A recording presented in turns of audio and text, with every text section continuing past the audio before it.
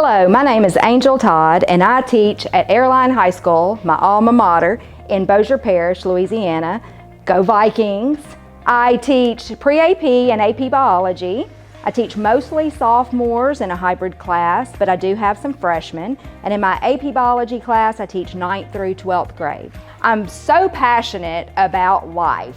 Biology is life, and I want my students to know that life surrounds them everywhere they go. I love to travel, and I like to bring my experiences and bring the world to my classroom. I can't take my students everywhere I go, but I can bring everywhere I go to my students. So through videos and pictures, I like to share those experiences and make connections with my students to open their eyes to the world around them. Most of the video and pictures that I take to show my students, a lot of it is taken right in my backyard. And my students are like, "Miss Todd, where is that? Where do you live?" And I'm like, 1 mile from here. This is things that are around us in our own yards.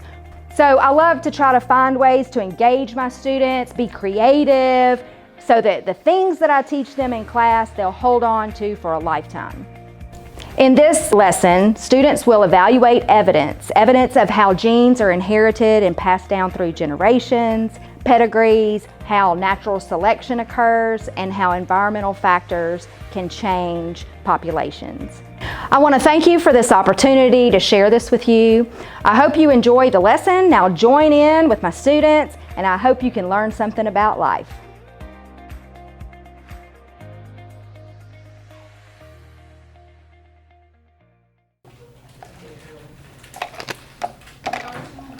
All right, look at your packet real quick because there's a couple of things that I want to specify since that you did some of this activity already. We already started. Okay, if you look at the packet that I just gave you on the front, that's where you're going to create your pedigree. Okay, if you flip it and look at the back of the front page. Okay, you've already completed one set of these Punnett squares. So now you have another set of Punnett squares. The third page, the front of the next page, this is what you've already completed. So just disregard this, turn the page. This is what you're going to have on the back. Okay? Because some of the instructions I cut out, we're not going to spend as much time on the pedigree. All right, keep flipping. And then we're going to start with environmental changes. But first, you're going to finish getting your next 3 offspring. I think most of you did that already, so you're familiar with how to do that. And once you get your 3 offspring, then if you'll read the instructions, you can start constructing your pedigree on the front. So if you'll take those things and go to a lab table. Ethan, if you'll come to this table.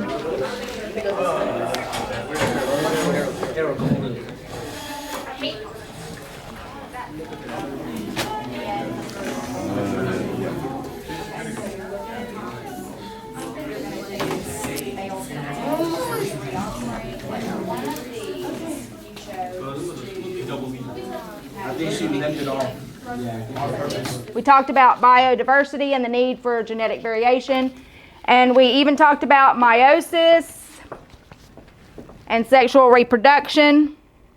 All right, the wildebugs, critter families and populations, what factors can contribute to genetic variation within your wildebugs? Like certain environmental changes, like if it's like too hot or if it's too humid or stuff like that. Great. Okay. If you don't have as many individuals, you're going to limit your allele frequency, the genes that are within that population. We're going to model that today. We're going to have a little bit of environmental change, and we're going to see the difference between how many wildebug critters you have now and what's going to happen after the environmental change. Okay? You're going to select one of your offspring from the front page, copy those genotypes onto the chosen offspring. So in your packet, that's the back of the second sheet. Okay? You can start. Begin. With the genotype, it can be dominant or recessive, and obviously dominant beats recessive. And in the chart, we have the chosen offspring. Right? With the chosen offspring, we combine the... Okay, so choose one of these. It'll go here. And then you'll select a card and fill those genotypes in for the other. This is your chosen, your favorite child. My favorite child? Pick your favorite child. You already said you had a favorite child. Put the genotypes here and then draw a card, and that's your union. Then you have to do Punnett squares. You have to roll for these. So choose a blue and a pink. This is, what's XX? That is a female. Okay, and what's XY? That is a guy. Okay, so pink will go here representing your female, blue will go here representing your male. 4. So you already know how to do this, right? Yeah. Okay, so I didn't go down and So did you do your Punnett squares? Yes. What's box 3 for antenna? Heterozygous. Okay. So heterozygous, Oh, you gotta pass it. correct? Nah. There was a paper, the paper. Then you'll roll again. 2, And I do the same 1. 2, 1. Okay, so So 2 Heterozygous. and then heterozygous. heterozygous. Right there, you now draw these kids. Yeah, you make the bond. So like you see here, so you drew that. So you take that, you make the bond, and you put it either with male or female. I don't know which one. Did you know that if you witness a crime, One of those to have a union, so you have a union here and 3 more offspring. So you're creating a pedigree based on X. Okay. So what we do like at the end? Do we have to add like X? Yeah, whether it's like a girl or a boy. Oh, we decided that. The one that you chose to go here is going to have the union. So you're going to have 3 generations. The parents, 3 offspring. One of those offspring forms a union, and then you have 3 offspring again. Okay, so construct your pedigree real quick because we're going to move on from there. Okay, so your original for humps, what do you call this? Recessive. Okay, and you have recessive for both parents. So Then I have if you, kids too. correct, so if you didn't have a union of some other genes coming in, your entire family would be what? recessive. Recessive. But the union was complete dominance. So, right, and so when you have that addition of other genes, other alleles brought in, then that's going to create more genetic variation. Good. So it's like this. I went ahead and did Yes. Okay, so your union that you drew out of the bucket, what's the genotype for hump? HH.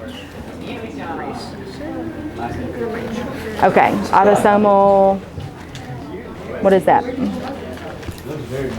then what do you do? What do you call that? Autosomal. Yes.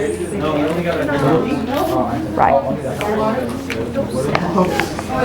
Okay. All right, look at your next page. To identify all of the individual critters with one hump. We're looking in the 3rd generations. So your 3rd generation in your pedigree. Locate all of yours that have just one hump. Okay? So if you have a critter with one hump, look at their body segment genotype and see if they have one body segment. What's going to happen because of the environmental change, the introduction of the invasive species, what's going to happen if you have offspring in that 3rd generation with one hump and one body segment? It's gonna be eaten. They're gonna die. Okay. And if it does not survive, it's not going to Reproduce. and pass down It's genotypes. its genes. Correct. Out of your cup, I want you to get red for female, blue for male, and hold up your surviving individuals in the third generation. Now, you realize that if you had offspring in generation 3 with one hump and one segment, they did not survive. So what you're doing is holding up your sticks to represent your surviving offspring in that third generation. Only the third generation. So if something has one hump and two humps and one Segment? Yeah. It survived. Okay. Okay, so hold up your sticks to the survivors. Hold up your sticks over your head. Okay, so 3 males here. Hold up your sticks over your head. Okay, so what if we only had 2 females survive out of all of these? Well, I mean, bone marrow babies. I mean, they can only reproduce so fast, right? Okay, everybody at the second environmental change on the back? Yes, no. A hurricane has swept through the critter environment. Most of the critters were blown away. Some survived, but now are living in another environment. Those critters with only one hump were strong enough to lift their weight and climb to the top of palm trees and survive. Okay, so what's going to survive? The ones with one hump. All right, so in your third generation, now we've already lost single hump, single body segment critters, right? Okay, so what kind of critters survive? One hump, 2 segments. But now, only the one hump critters will survive this hurricane.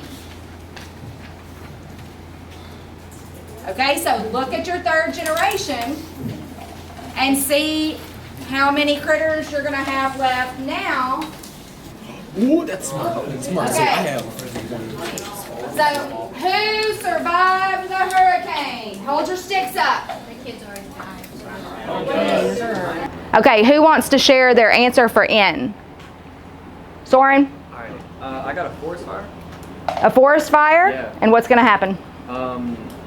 So the forest fire gonna start because train crashed, and after the forest fire, it just kind of spreads, and the critters, now the ones that don't have that protective of an exoskeleton, Great. that can't defend against fires, they will die.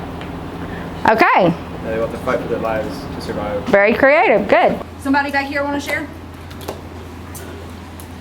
I said global warming because of people like driving so many cars and like all the carbon dioxide being released into the air, and then like factories and stuff, like all the bad gases going in the air, heating up the earth and like causing like certain plants in the ecosystem to die because it's so hot, and the critters eat those plants, and so then the critters can't survive because the plants that they only eat are gone. Okay, good. Okay, after the lesson today, the students constructed their pedigrees, so it was easy for me to see that most of the objective was met. We will continue to look at environmental factors and whether they are human-induced or naturally occurring. I do want to analyze the patterns that led to 7 little critters left. I may need to alter some of the genotypes, so I'll go from there. But the students were able to see the changes in the population and in the allele frequency. I believe they'll get a better picture when they actually make their critter bugs and they can see their parent bugs compared to the 7 critters that are left. So hope you enjoyed it. Thank you for your time.